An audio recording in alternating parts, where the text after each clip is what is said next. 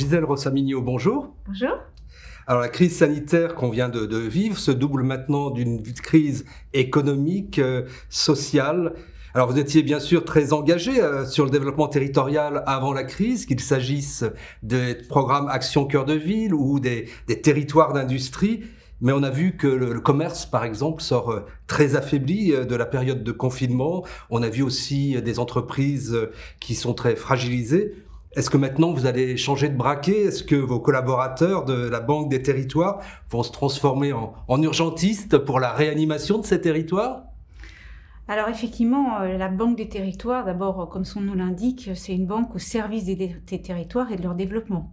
Elle a 2 ans, on a déjà injecté 35 milliards d'euros dans les territoires et plus de 31 500 rendez-vous avec les partenaires dans les territoires. Et ça, c'est grâce aux collaborateurs qui sont sur les territoires. Alors, est-ce qu'on va changer de braquet? Non, on ne va pas changer de braquet parce qu'on veut être sur les territoires et on doit être au service de ces territoires. On va accélérer notre action sur certains sujets. Vous avez évoqué tout à l'heure le commerce, qui est un sujet crucial parce que le commerce, les entreprises, c'est le cœur battant, si je puis dire, des territoires. Et on a vu que la crise, et on va le voir encore peut-être davantage dans les mois qui vont venir, que la crise, effectivement, accentue les difficultés de ces commerces. La relance, elle nécessite aussi de nouveaux outils. Je pense par exemple pour le commerce à la création de foncières. Exactement. En fait, notre volonté, c'est de créer des outils qui structurent, qui transforment le commerce pour le mettre en adaptation avec les besoins de demain. Et donc, nous envisageons de créer 100 foncières sur tout le territoire. Nous y mettrons 300 millions d'euros d'investissement. Ces foncières auront pour vocation, que ce soit des foncières commerciales ou des foncières de revitalisation, d'acquérir, de transformer et de mettre sur le marché, si je puis dire, ces nouveaux commerces pour les rendre plus adaptés aux besoins et à la situation qui sera celle de notre pays demain. Et alléger aussi le fardeau des commerçants qui viennent de vivre la crise. Surtout les aider finalement à se transformer, à penser demain. C'est surtout ça, c'est se projeter dans l'avenir. Surtout qu'on a vu des belles initiatives avec des drives, des gestions de centre-ville vraiment dynamiques. Donc il faut l'accompagner et peut-être... Il faut utiliser ce qui a fait l'objet d'innovation, on va dire, durant cette crise. Alors le e-commerce, on le connaît maintenant depuis plusieurs années quand même, mais évidemment on a vu que des petits commerces de centre-ville se sont mis dans cette dynamique-là, et donc il faut les aider, il faut massifier cette dynamique pour que ça ne reste pas que des dynamiques très locales et peu impactantes. Alors récemment, le président de la République nous disait que le plan de modernisation du pays va passer par de la reconstruction écologique et pas seulement de la transition. Comment vous intégrez cette dimension dans les projets de territoire que vous accompagnez ? D'abord, la transition écologique et énergétique, c'est une action que la Caisse des dépôts porte de longue date. Ça sera environ 6 milliards d'euros par an sur la transition écologique et énergétique pour la Caisse des dépôts. C'est énorme. Et nous sommes convaincus que la transition écologique et énergétique, elle passera par les territoires et dans les territoires. Je prends 2 exemples. La rénovation énergétique des bâtiments, c'est très concret. Les écoles, demain. Les écoles, il faut qu'on puisse rénover ces écoles, qu'elles soient écoles primaires, les lycées, les collèges, pour que cette transition écologique et énergétique soit vraiment opérante. Et donc, les territoires doivent être acteurs et bénéficier aussi de l'effet positif de la transition écologique et énergétique. Et puis, il y a un autre secteur qui est majeur, c'est la mobilité.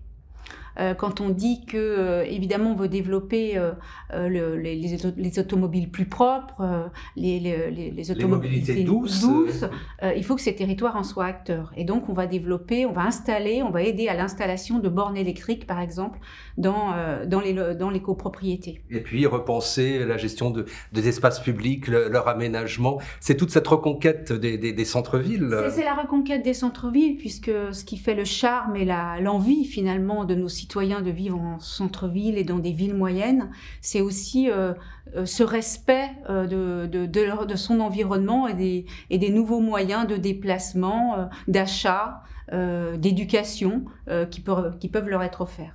Ce qu'on a vu aussi avec la crise, c'est l'importance de l'aménagement numérique du territoire avec de nouveaux usages qui sont révélés essentiels, bien sûr, le télétravail, mais aussi la télémédecine, la e-éducation, les circuits courts. Comment là encore accélérer la couverture, l'aménagement de ces territoires qui sont votre cœur de métier? En fait, la conviction, c'est que la fracture numérique est un élément majeur de la fracture territoriale. Et la crise l'a révélé de manière extrêmement forte. Quand on dit que nos enfants doivent avoir accès à de la e-éducation, évidemment, si vous n'avez pas accès à la fibre, si vous n'avez pas accès au mobile, la e-éducation, c'est juste un rêve. Donc nous, on voudrait continuer ce qu'on a lancé depuis maintenant plusieurs années sur l'accès au haut débit. Comme vous le savez, la Caisse des dépôts a été, et la Banque des territoires, très active. On a investi à presque 1,5 milliard d'euros depuis 2 ans sur ce champ-là. Mais il reste ce que j'appelle moi des endroits des errances encore. Les zones blanches. Des zones blanches. Et il y a en gros 1 million encore de foyers dont le raccordement n'est pas réalisé parce que coûteux, parce que pas encore envisagé, et donc nous on voudrait pousser jusqu'au bout, si je puis dire, cet accès au haut débit et au mobile. Là aussi, il y a des logiques du dernier kilomètre. C'est un peu ça.